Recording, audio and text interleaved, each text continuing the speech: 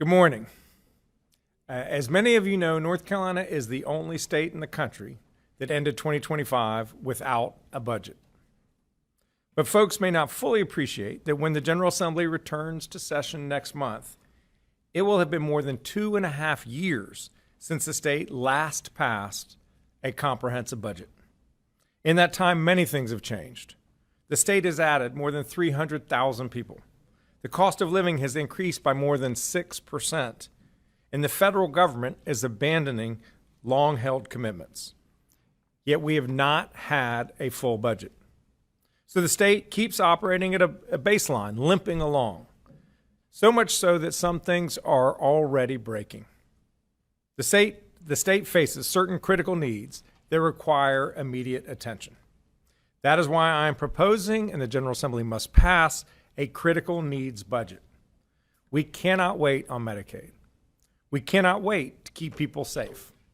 We cannot wait to value teachers, nurses, and other public servants.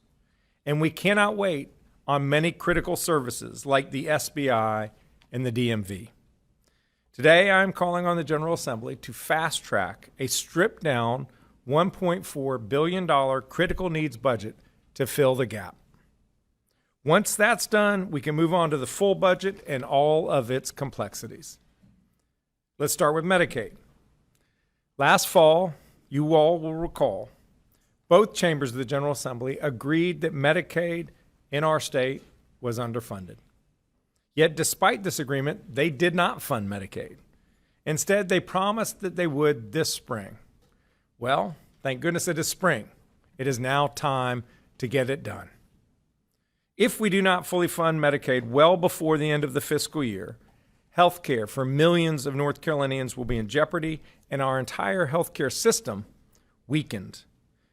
Medicaid is a lifeline for so many of our neighbors: children, expectant mothers, seniors, people with disabilities, and working families. Importantly, Medicaid benefits all of us because of its essential role sustaining rural hospitals and other providers that everyone uses whether or not they themselves are on Medicaid. In this way, Medicaid undergirds the entire healthcare system. We simply must save it. So I call on the House and the Senate to return to the table and fully fund Medicaid in this critical needs budget. We projected last summer what was needed to fully fund the program. We've been scrutinizing actual Medicaid expenditures through January of this year, and the numbers are on track with what our actuaries estimated. To be made whole, we are asking the General Assembly to once again appropriate $319 million as soon as possible to avoid further unnecessary chaos. Let's work together to protect people's health care, not leave patients and providers out to dry. I'll now invite forward Secretary Sangvi to say more about the need to fund Medicaid. Thank you, everyone. Thank you, Governor Stein, for your leadership. Thank you, everyone, for being here today. Without $319 million needed to fully fund North Carolina Medicaid program, the program will run out of money before the end of the fiscal year. This has real consequences that people in North Carolina will feel, putting access to health care for more than 3 million people at risk. This is about 1 in 4 people, including over 500,000 babies and children, pregnant women, senior citizens, people with disabilities, and hard-working families. Medicaid is critical to older North Carolinians living in long-term care, like nursing homes and for home health services.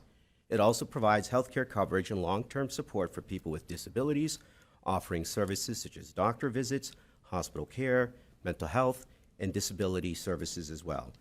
Medicaid is critical to rural communities, as you just heard. In some rural counties, more than half of the population cannot afford health care without the assistance of Medicaid. These are our friends, families, neighbors, members of our communities. As the governor said, the actual spend of the Medicaid program through the summer is as we've calculated through this year, through the summer, as we said at the beginning, is $319 million short. We do a year over year, we do a month over month, every month to understand how much the program is costing. As we've seen through the beginning of this calendar year, we're on track to be short $319 million. Rising healthcare inflation seen across the U.S., higher demand for behavioral health services, new medications, decreases in federal investment, and additional federal requirements have increased costs to run the Medicaid program. The bottom line is this: the General Assembly must fully fund Medicaid in order for people to get access to critical health care. Inaction would mean more uncertainty and disruptions for people and the providers who provide care. Let's work together to avoid that. We're counting on our partners at the General Assembly to act now, as they said they would, to fully fund Medicaid. It is critical to ensure our neighbors and loved ones can continue to receive the care they so critically need. Thank you, Governor.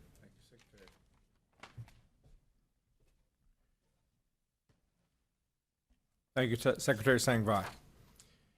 People are counting on us to protect their health care. They're also counting on us to protect their safety. To keep people safe, we need more well-trained officers on the beat in their communities, building relationships and building trust.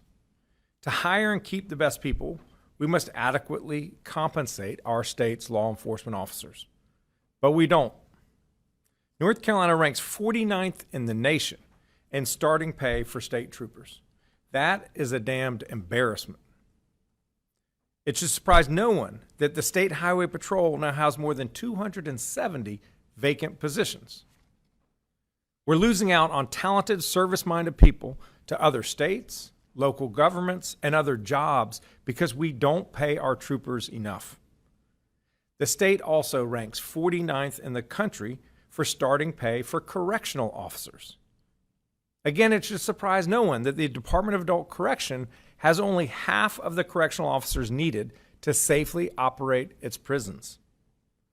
We're asking people to put themselves in a very demanding, albeit rewarding job, asking their families to sacrifice on our behalf so that they can earn less money than they could if they worked at a Costco. In this critical needs budget, I'm calling for a 10% raise for correctional officers, troopers, and other state law enforcement officers. I will now invite forward Colonel Freddie Johnson, Commander of the North Carolina State Highway Patrol, to discuss the state's public safety needs. Colonel Johnson.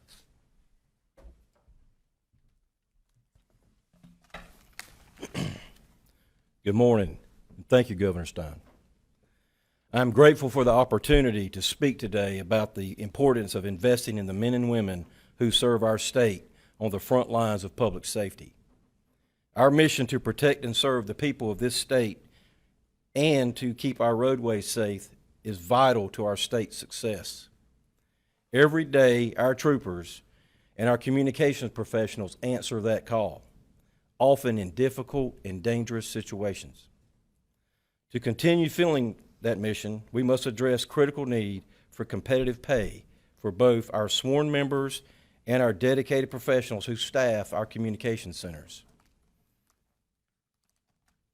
Our troopers respond to crashes, criminal activity, and emergencies across all 100 counties.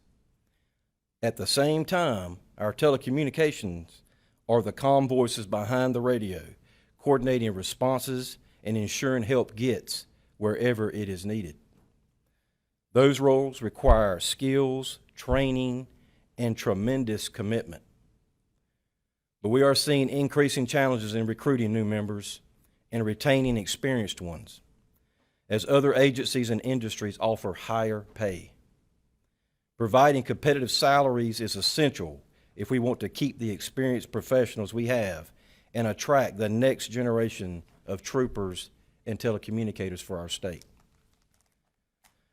Along with salaries, we must recognize the importance of investing in the infrastructure that supports our mission, from modernizing our facilities and our Viper communication systems to ensuring our equipment and fleet are ready. These investments allow us to respond effectively whenever North Carolinians need us the most. Whether it is a severe storm, a major emergency, or the everyday work of keeping our highways safe, the people of this state expect our Highway Patrol to be ready at a moment's notice. These investments help ensure that is where we exactly are. On behalf of the men and women of the North Carolina Highway Patrol and all law enforcement across this state, I want to thank the Governor and the General Assembly for recognizing the importance of investing in public safety and in the people who make that mission possible. Thank you for your time, Governor. Yes, sir.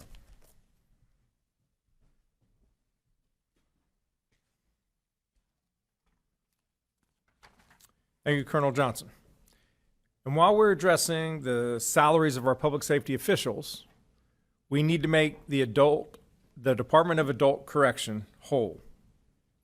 The DAC has approximately 1,000 more inmates today than it did 3 years ago. And healthcare costs have increased by 10% over the past 3 years. Meanwhile, the state has not passed a budget in 2.5 years. As a result, the department faces a structural budget deficit, even with its significant efforts to cut and manage expenses. For the past year, the DAC has been forced into the untenable position of having to ask vendors to float them on their bills. That is not responsible budgeting for a household. It is surely not the way a $2 billion state agency to manage our state prisons should operate. DAC needs $80 million just to get back in the black. It is time to stop kicking the can down the road. Keeping people safe requires more than prisons and public safety officers.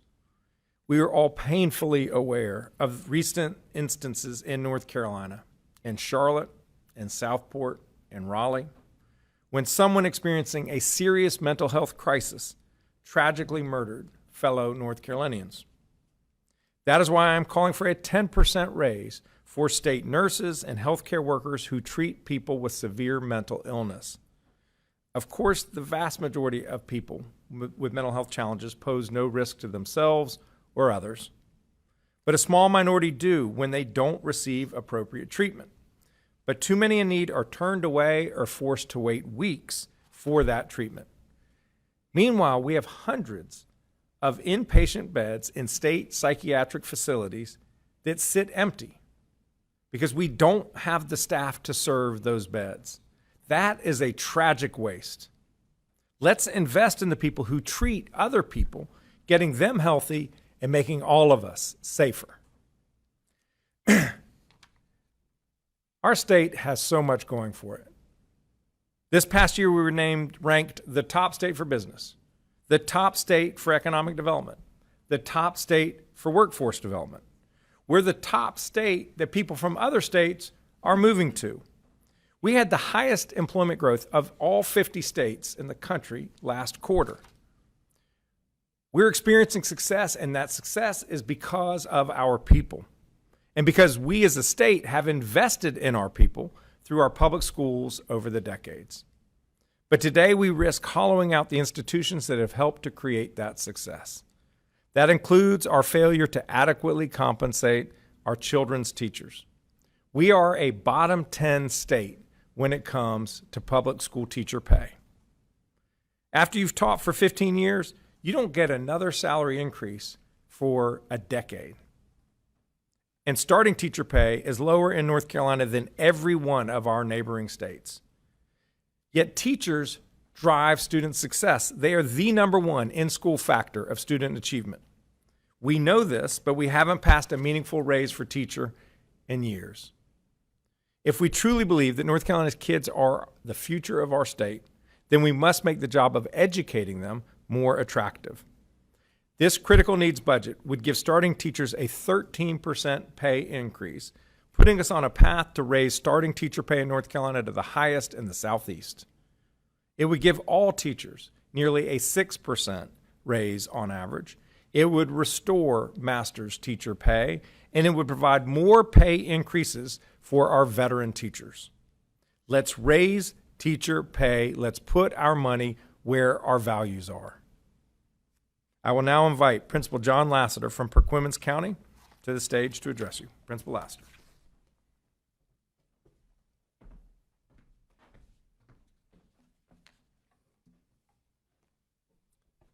Governor Stein, thank you for the opportunity to speak for something that has shaped my life, teachers, and public education. My name is John Lassiter. I serve as the president of the North Carolina Principal and Assistant Principal Association, a former Wells Fargo Northeast Principal of the Year, and proud to serve as the principal of Hertford Grammar School in Perquimans County, a small rural community that reflects so many towns across our state. I want to start with a quick story. I know a third grader who missed more than 40 consecutive days of school from Thanksgiving to Valentine's Day because he was in and out of the hospital and extremely ill. He fell behind. He struggled to read and he felt embarrassed. He was so nervous to read out loud that he would literally sweat when his teachers called on him. I know that third grader because I am him. I'm standing here today because my teachers refused to give up on me. They didn't just teach me to read, they taught me perseverance, hard work, and to believe. I bet if I pause long enough, everyone in this room can think of a teacher who did the same for you. Someone who saw more in you than you saw in yourself. You see, that's what teachers do. They quietly change the trajectory of a child's life. They carry hope into hard places. They stand with a steady voice that says, you can.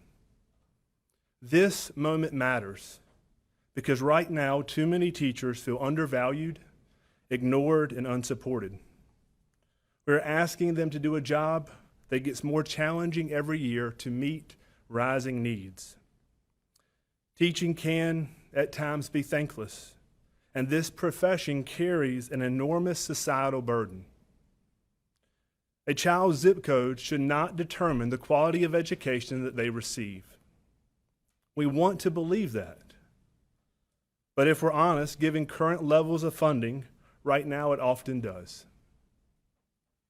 If we truly want a highly qualified teacher in every classroom, then our students have to see teaching as a career worth pursuing, one with dignity, stability, and a respectable salary. Here's what I can't wrap my mind around. How can North Carolina be top 10 in the size of its population, top 10 in the size of its economy, and be celebrated as best state for business, yet rank in the bottom 10 for teacher pay, public school funding effort, and per pupil spending? In light of this, there's no reason North Carolina, with our growth, our talent, and our economic momentum, should be asking teachers to carry the future on their back while we fall behind on investing in them. North Carolina is at a crossroads, and a crossroads requires more than good intentions. It requires courageous action. Educators deserve a raise that reflects the dignity and prestige this profession was once known for. And we need to compete for great teachers across the state lines so North Carolina classrooms don't become training grounds for other states' workforce. In Perquimans, we've had to get creative to plan for our future. Our Grow Your Own program, the PQ ambassadors, have given high school students the chance to work with elementary classes and experience teaching as a potential career. This year, 4 seniors earned the North Carolina Teaching Fellow Scholarship in part because of the success of this program. We know that students with local roots understand both the assets and challenges of our community. They also will make the most of coming home, teaching, and making a long-term impact in Perquimans County. A professional mentor of mine says that your talk talks and your walk talks, but your walk talks louder than your talk talks. So I'm challenging the General Assembly today to let your walk talk. Find compromise, pass a budget, act, and lead. Help us take a meaningful step towards restoring the prestige that once came with being a teacher. And make the most important investment a state can make, one that pays dividends for generations. Invest in teachers. Invest in our children. Invest in public schools. Because when we lift educators up, we don't just strengthen communities. We don't just strengthen schools, we strengthen communities and lessen the impacts of poverty, equipping the future workforce of North Carolina to make our state great. Thank you, Governor Stein.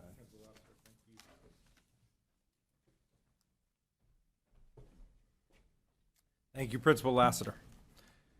While we correct pay for teachers, nurses, and law enforcement officers, we must also do right by North Carolina's other public servants, the transportation workers clearing roads in winter weather, the benefits specialists helping veterans get connected to services, and so many others. None of them have received any raise in pay in nearly 2 years, despite inflation and rising costs. Health insurance premiums just went up for state employees.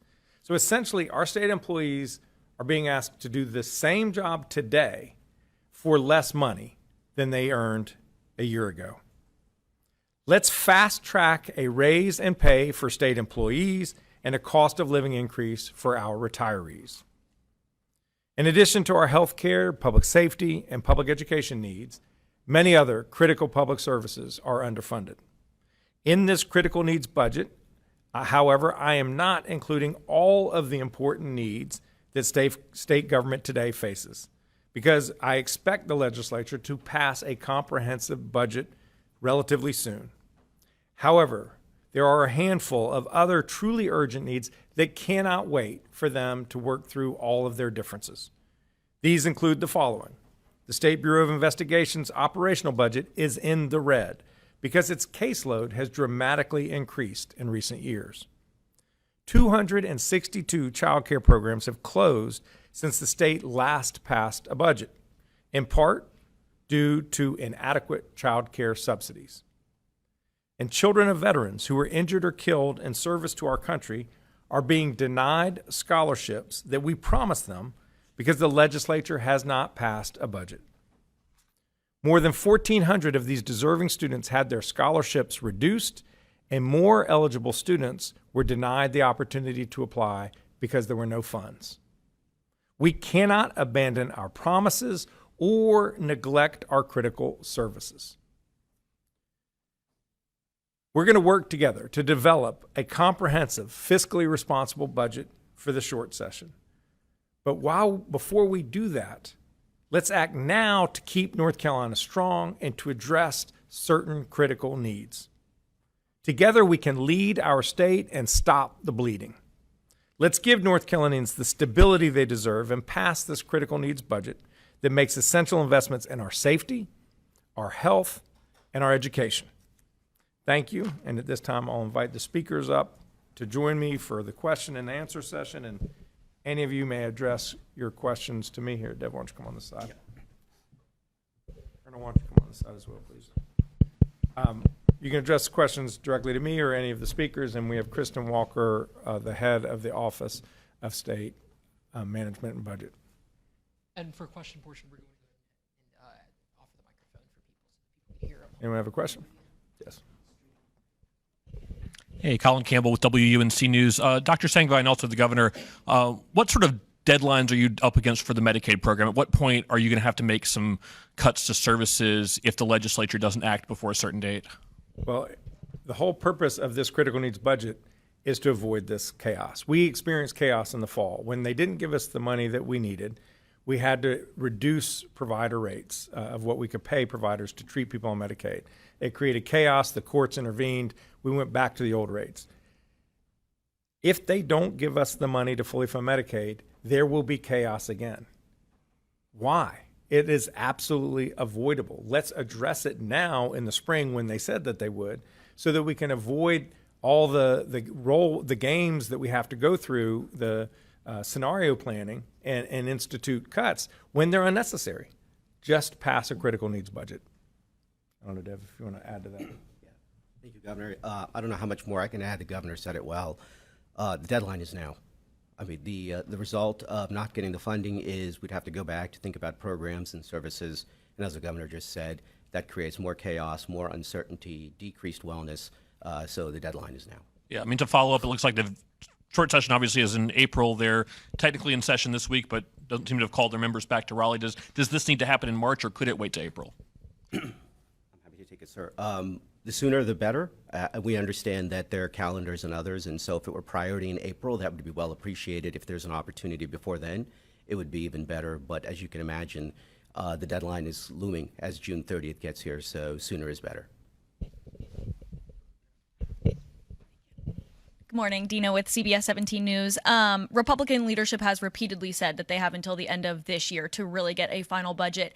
If a critical needs budget does not happen and they wait until the end of this year, what then? Things that are breaking will break. We cannot wait and expect people to work for less money on a real basis than what they have earned in the previous year.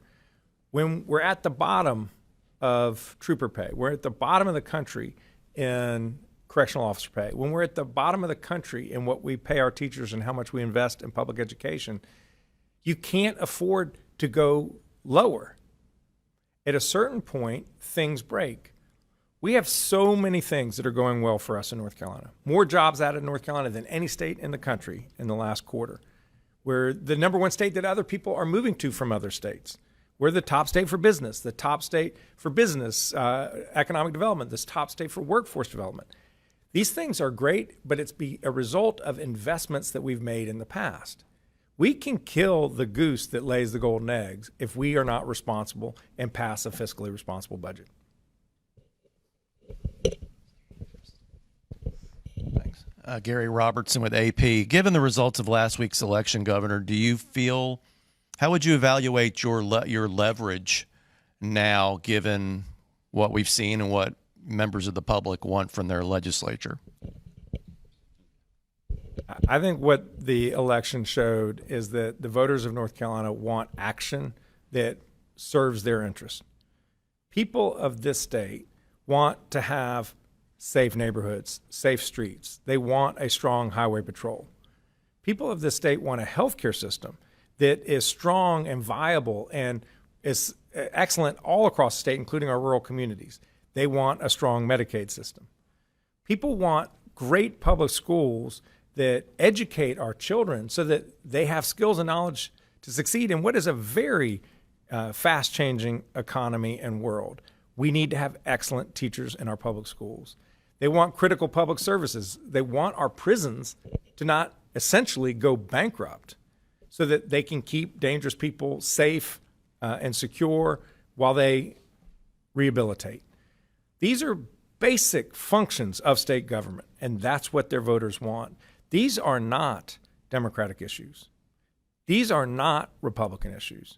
These are not unaffiliated voter issues. These are core North Carolina issues. I have two questions, one election related and then a budget one. For the election, are you confident in how things are playing out with the Senate Leader Berger and Sheriff Page race, and if it goes to a recount? Does that your confidence in the process extend to that, if that's where we end up? At this point, I have no reason to worry that the numbers are not accurate. I have every hope that they are. One great thing about our system is it has a lot of fail-safe methods to ensure accuracy. The margins are very tight. I think it's 23 votes at the moment, and under the law, there's going to be a canvass when that number becomes official after the military ballots come in.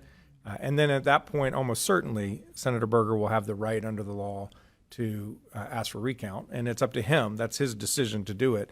It would be if the margin is 23, it would be highly unusual for that margin to be overcome in a recount, if not without any precedent. But that's his decision. But the fact of the matter remains is Senator Berger is the senator for his district, and he cares deeply about his constituents. And whatever happens in that election is truly irrelevant to the work of the day, which is a legislature that needs to deliver for people. And I know he wants to do right by his people. He wants to do right by the people of the state of North Carolina. Have you, on the budget, it's March, is there already work being done on planning a revenue forecast? And then tied to that, is part of asking for the raises now because you're, I guess, not confident that there would be a budget for the next fiscal year? Because I assume these raises would be retroactive for the past year if something is passed. Yeah, the budget, the raises would definitely be retroactive. No, our hope is that there will then be a short session where we can augment those raises potentially and make additional other investments. And I'll bring Director Walker forward to talk about the revenue forecast. Thank you, Governor Stein. We are working, so between the Office of State Budget and Management and the Fiscal Research Division at the General Assembly, they are right now working on a consensus forecast that should be released in late March. So we will have that then.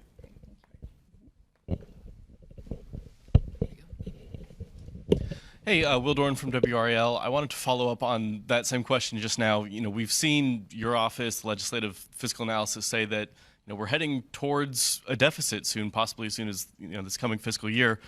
Obviously, as you stand up here asking for more money to deal with our state's growing population, is that compatible with our current tax scheme that we have in North Carolina? Everything that we're asking for in this budget is sustainable over the long term. There are other critical investments. In fact, I'm not satisfied with the pay increases that we're putting in here for state employees, for teachers, for law enforcement. I want there to be even more, because even a 10% raise for starting trooper pay, that's not going to jump us. I think it moves us from 49th to 47th. All right? That's progress. It's moving in the right direction. But who would be proud to know that the state of North Carolina invests in our troopers 47th in the country? We are not a poor state, but we are making ourselves a poor state by reckless pre-programmed tax cuts. And that will be a topic for additional conversation. I mean, we're looking at $900 million less in the coming year if the tax cuts go forward for next year, and then $3.5 billion the year after, pre-programmed tax cuts. This is absolutely reckless in terms of our ability to continue to meet the basic expectations of what a North Carolina resident expects from the state. Michael Perchik, WTVD. I know there was bipartisan support for the House budget. Has there been any conversation with either House leadership or Senate leadership regarding this critical needs budget and what their temperature is, or their willingness to engage in kind of mini budgets rather than one comprehensive budget? Yeah. To be clear, this critical needs budget is not in lieu of a comprehensive budget. Clearly, the state needs a comprehensive budget. My fear has been that they will just push off the 2025-2026 budget and just do the short session budget and pretend as if this past year did not exist. Yet, in the past year, we've added many more prisoners to our state prisons. Our workers are experiencing the same inflation as everybody else. And so we need to address those real needs now, but that doesn't mean we will not pass a comprehensive budget. We absolutely must do that. We've had plenty of conversations. My staff has met with legislative staff, both the nonpartisan professional staff of the General Assembly and each of the corner offices where the Speaker and the President Pro Tem work. And so everyone's very much aware of what our thinking is, and I'm optimistic that they will agree. But, they agreed that we needed to increase funding for Medicaid, and they couldn't come to a deal. So I'm hoping that we're at a point in the political cycle where we can put our differences and political disputes behind us and put to the front what is going to help the people of North Carolina, what is going to help them get better education for their kids, what's going to help them have a better healthcare system for their parents and grandparents, what's going to help people on our streets be safer. That's what this critical needs budget is about. In the Outer Banks with WTKR News 3, we have critical needs here of erosion, NC-12 challenges, and houses falling into the ocean. Is there a plan at the state level to work on addressing those issues to help coastal communities? The Department of Transportation is surely working with partners in the local areas on the Outer Banks to figure out what makes sense over the long term to ensure the continued operation of NC-12. In terms of houses falling in the ocean, the primary challenge is that for a homeowner whose house is certain to fall into the ocean, they can't get insurance until it collapses. So their incentive is to wait for it to collapse, when we all know it's a matter of days, weeks, months that it will fall. So there is legislation, bipartisan legislation in the U.S. Congress, which is responsible for the National Flood Insurance Program, to, in certain circumstances, allow for a homeowner to get a claim so that we can remove the home in an orderly fashion. It's a ridiculous situation at the moment, but we understand that there are long-term needs for the Outer Banks, and everyone's looking very hard at that.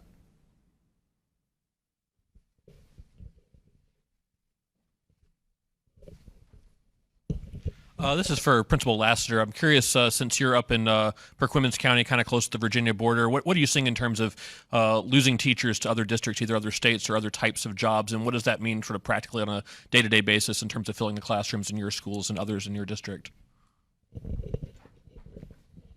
Yeah, that's a great question. I'm from Perquimans County. I graduated from Perquimans County High School. I was a North Carolina teaching fellow at NC State. And so when I said that a child's education shouldn't be determined by their zip code, I believe it to my heart. It is challenging. We compete to keep teachers that could make $10,000 or $15,000 more dollars by driving 45 minutes across the state line. Sometimes the joke is I can pay North Carolina taxes and get Virginia salary. And that hurts because our kids deserve a quality education. And so what compounds that and makes it more challenging is that there's less high school students interested in the teaching profession. And so, my challenge is that the goal that we're shooting for needs a short-term solution, but also needs, a long-term commitment. And as the governor said, every state that touches North Carolina pays their teachers more. So yes, for me, Virginia is that state. But as a member of the Principal of the Year cohort, every principal who borders another state fights the same battle, so it's not unique to me in northeastern North Carolina. But thank you for the question. I'll just add to that I'm at the age where all of my friends are just having kids graduate college, and a good friend of ours had their child graduate from Appalachian State to be a teacher. He was so excited to be a teacher. He's teaching in South Carolina. It was like $10,000 or $15,000 difference, and he wanted to be a North Carolinian. He just could not rationally justify staying in his home state where he wanted to be because of how poor we pay our starting teachers. And this is going to be, the tail on this is decades.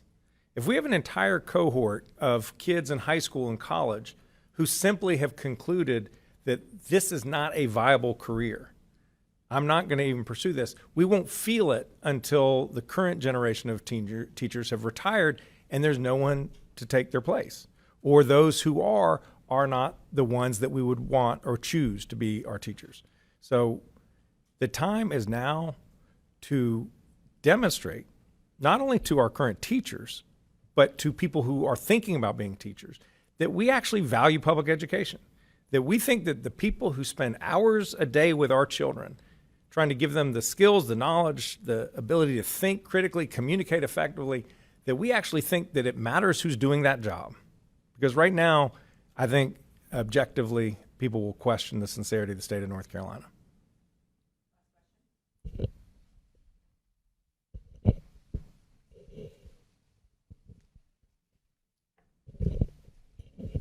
Will Michaels with NC Local. Just a clarification on Medicaid for a second, if I could. I think in January, DHHS was talking about 250,000 people under Medicaid at risk of losing their coverage just under the cuts from the One Big Beautiful Bill. But I'm trying to wrap my head around the timeline because some of those cuts I think happen later this year or even next year.